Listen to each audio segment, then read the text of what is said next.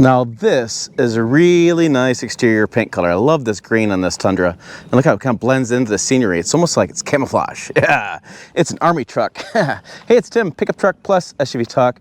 You follow the channel, you remember back last year I had bought a 2022 Toyota Tundra and I reviewed it and I had some criticisms of the truck. And I thought, you know what, I'm in Texas for doing a couple different events. Toyota loaned me this Toyota Tundra 2023 model. Let's do a video. Was I too harsh? Did they fix some of the things I didn't like about it? And kind of, I guess, take a fresh look. A fresh look that I haven't seen a Tundra now in probably, I haven't had one review for probably 9 to 10 months. So I haven't even seen one. So this is a good time to kind of refresh the memory, see what's going on. So this is a 2023 version of the Tundra.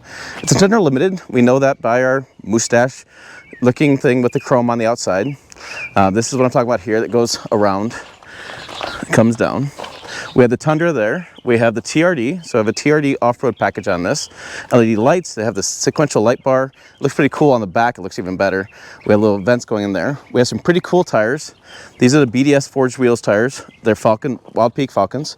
Not BDS, excuse me, they're the Forged Wheels for TRD Pro. Too many things in the head. This is the new whole frame, the new 3.5 liter twin turbo V6. We do have the chrome on here for the limited badge. You can see the chrome Tundra.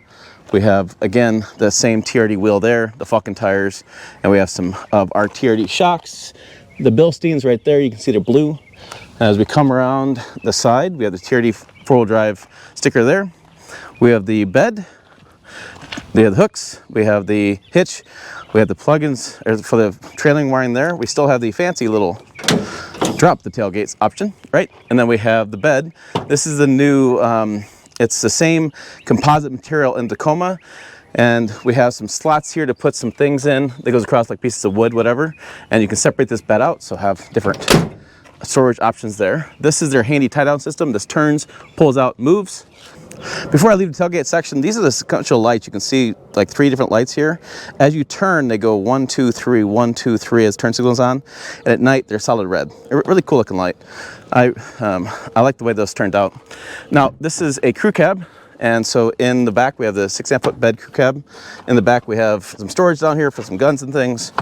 Or in the case of the last reviewer, we have a window marker and some weird glasses they left in here. It's kind of strange. And an earplug. Odd. There's some storage slots here. You also can put things lengthwise, like say a couple rifles, shotgun situation. We have some USB hook up there, storage there, vents there, right? So that is kind of the back, and we have the panoramic moonroof back here as well. As we come around the sides, or we come out inside, and the Tundra, we have a little thing you can kind of put your armrest against this. I've used this a lot, different road trips. We have the lock and unlock. We have the window controls, the mirror controls. I have seat adjustments and seat adjustments here as well. I can actually put down memory for the seats. Okay, this is the light in the bed, auto headlights, on-off button for the auto start-stop. We have the different lights. This is how the strength of the lights go for the dash. The trip odometer, the parking sensors, heated steering wheel, AC, 120 volt. We have the Bluetooth controls. We have the cruise control there, and we have the digital display here, TFT digital display, analog gauges. We have the big screen, heated and cooled seats. We have traction control, different camera views, electronic rear locker, wireless charger, a Diet Coke, a drive modes, the push four-wheel drive, different shifters, and then I'll open this up here. We have the storage bin in here, which I have a piece of paper, different kind of storage areas too. You can kind of build it, kind of put stuff where it needs to go, separate stuff, and then when I move my bag and close that, we have a little slot here that opens. It's really handy. I use this quite a bit. You put like pack of gum or your cell phone charger or whatever in here. Just throw this up. You don't have to open it up, and you have his and hers armrests. Don't disturb anything. I didn't use this at all. Never used that. It wasn't the thing I didn't use. Panoramic moonroof. We have digital rear mirror there, and then we have the rest of the layout for the interior of this tan seat. So what do we have? We have a 23 Toyota Tundra. We have army green exterior color. The 3.5 liter 10-speed automatic transmission, the multi-link rear suspension, the tow receiver hitch. We have the safety controls, safety options. We have 20-inch alloy wheels, which is part of the TRD off-road package. We have the 14-inch Toyota Auto Multimedia and 9 speakers, which is that wireless CarPlay. We have the front passenger seat, under seat storage compartment. We have the JBL 12-speaker premium audio. We have limited premium edition, which includes premium LED headlights and towing technology package. Limited power package, that's a Q wireless charger, charging, and cabin power supply. The TRD I talked about, power tilt and slide panorama moonroof, TRD front skid plate, and the heated steering wheel, and then the carpet floor mat. So total price of $62,190, 19 combined, 17 city, 22 highway for this Tundra. Okay, so we have the TRD sport pedals too. Those are fun. And the total payload on this was 1,390 pounds, and our max towing is I think it was around 13,000 pounds, 13,000 pounds. You guys can correct me in the comments, but I think it was right around that number. So, with all that said, so I walked you through the exterior of the truck. I did my job, gave you all the details on it. Did they fix the things I don't like, and what are the things I did like? So the things I did like, I like the wheels. I was always a big fan of the wheels. I like the side styling. I mean, I think it looks like a good truck from the side. Big fan of that. I'm not sure I like all the chrome. This is a little bit much with the chrome here, but again, you can SR5, don't go to chrome. I didn't like the fact that this weather stripping doesn't meet, and it still doesn't meet. And the Tacoma now has a piece that goes over top of this so it meets. So I still don't like the way they designed that. It doesn't meet up. $62,000 that would kind of drive me nuts. I like the bed. The bed was a good size, good space. Remember, I added a step here to get in the bed because when this drops down, I'm screwed. I can't get in there when that's down. I literally don't have I'm not limber enough to get in. So I have to have the step. And the way they designed this bumper, just a poor design. And this doesn't meet. You know, mine was the same problem. It didn't meet there, a little gap, and so that kind of drove me nuts. The bed worked out pretty good. What's nice with the bed is the way people talked about this. So the bed is actually sloped a little bit. That's because when it comes out of the machine they make it for, they have to have a slope to be able to pull it out of the machine. But it does work good in like the wintertime. All my snow built up would not go in the corners. It came out. So I was a big fan of that design. And I'm thinking that more people, more brands, should make this drop-in bed liner or their bed itself slanted a little bit to keep the snow from building up the corners and keep it coming out. So I never had a problem with that. That worked out really well. Big fan of, so I was a big fan of that. Towing was great. Big fan of that. The 3.5 liter twin turbo was a good engine. I never had a problem with the engine, the transmission.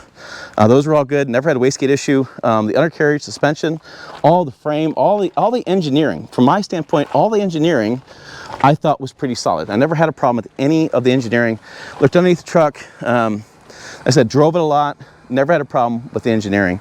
My issues were always styling issues and some of the infotainment system issues. So like to the front, like I never did get used to the look of this. I mean, even towards the end, I literally stopped driving it because I just didn't like it.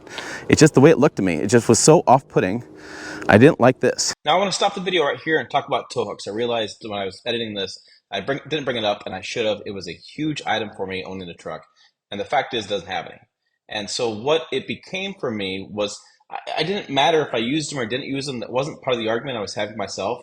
It was, should I go off-road with the truck? Because if I do get stuck, and the crawl control doesn't get me out, or the rear locker doesn't get me out, which they should get me out, those are very capable systems, how do I recover the truck? And that how to recover question was such a key item for me that I actually hesitated doing some off-roading with the truck because of that. So I think that was my biggest issue with it. It wasn't the lack of tow hooks or lack of this, lack of that.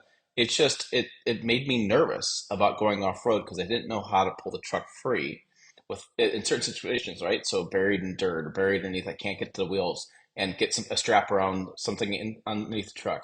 It's just, that was the main issue for me, and that's why, like I said, I really held off going off-roading. But let's go and go back to the video. Now what's interesting is on Sequoia, they have line come across, and on the Tacoma, they don't do that. So I think they learned their lesson with that, and I think that could be refreshed really fast and done something a little bit differently. I just never liked the look of that front end. I do like the capstone. I think the capstone looked good.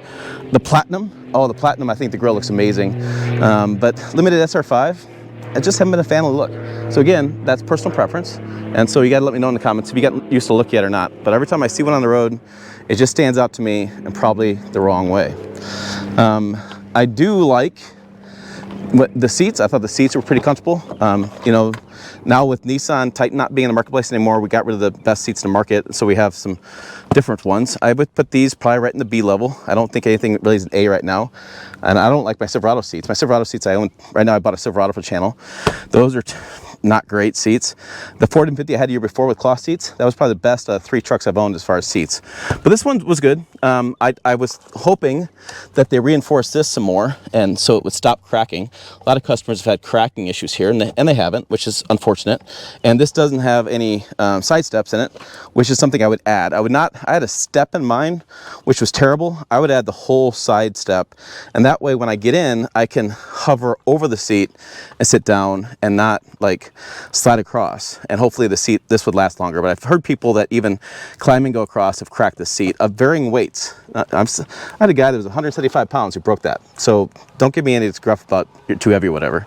But so I'll hop in. And again, I'm being careful as I hop in. So I had to replace mine from the dealer, and we had to learn to get in the vehicle delicately. It's a truck. I don't want to be delicate. That's what I gotta say about that. So behind the wheel, I always thought that the interior was good. I mean, it's really interesting. The windshield, a lot of trucks go a little bit higher.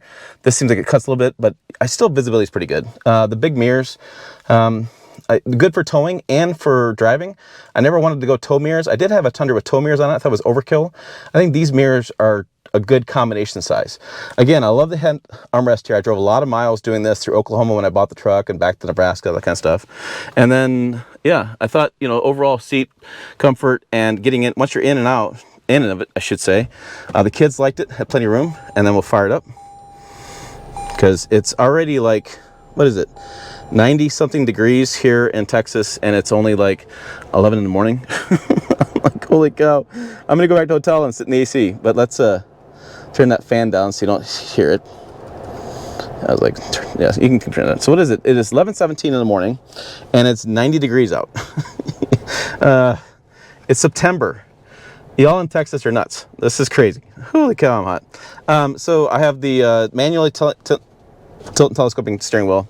The other things I didn't love about it, and I wish this got improved. I'll show you a little segment here in a minute about how I had problems with the system already. But what you have to do is you have to go into Toyota, then go back to where I guess I'm at save win-free point. I don't know. And then you got to go, you go back to CarPlay.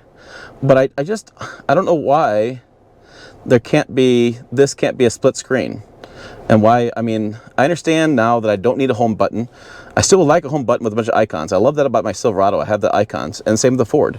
But I don't have that. Okay, fine, but I can't do split screen. Like on my Silverado, I can drive with Apple Maps on and have Sirius over here. So, but if I'm driving Apple Maps on, I basically go here and I go to Apple Maps, right?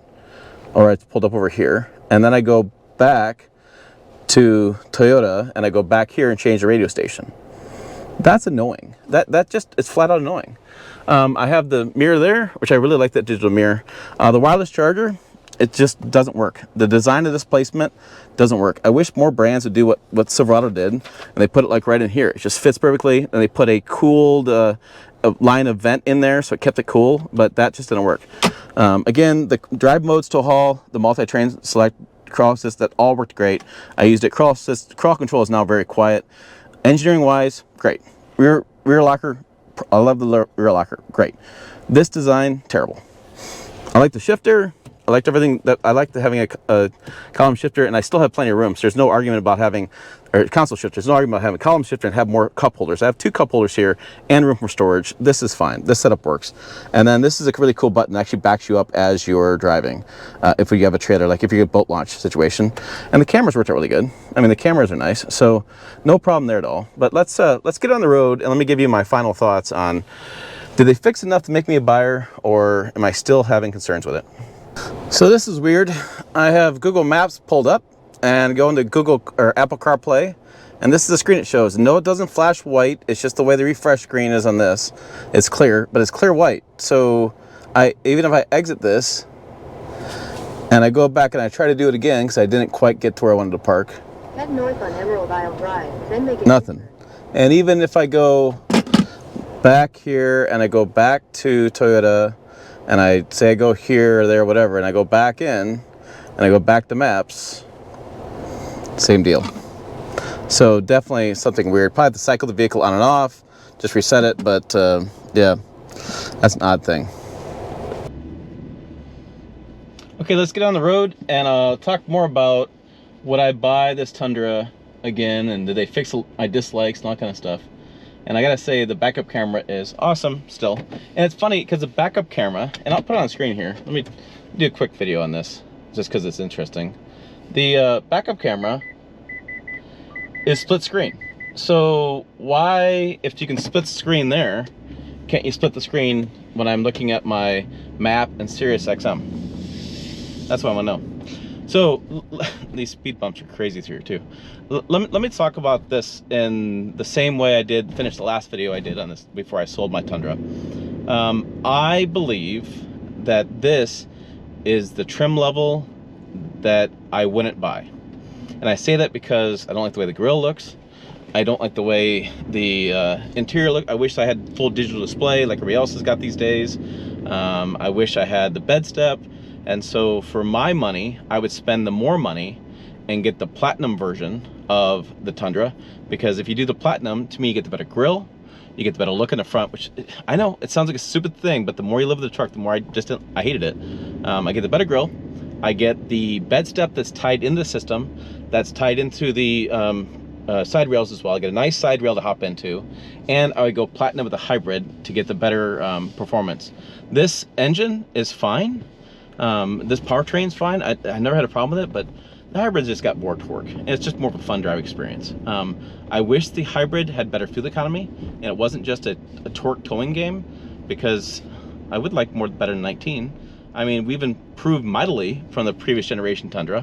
You look at what that fuel economy was like at 15, now we're more like 19. That's a huge difference, but it could be better. Toyota knows a lot about hybrids, and they know how to build them. So I think there could be something a little bit better for that. So yeah, I would buy that platinum with the TRD package, because I love the off-road capability, especially in the wintertime as well, deep snow and that kind of stuff. You just get more traction, more way to get out, more horse, more that kind of stuff. Actually, if I had my choice, I'd get this Tundra Trail Hunter version that I've only seen in person in SEMA and online. They have not brought it to the marketplace. But look, I got D-rings that I can use for tow hooks. I can, use that.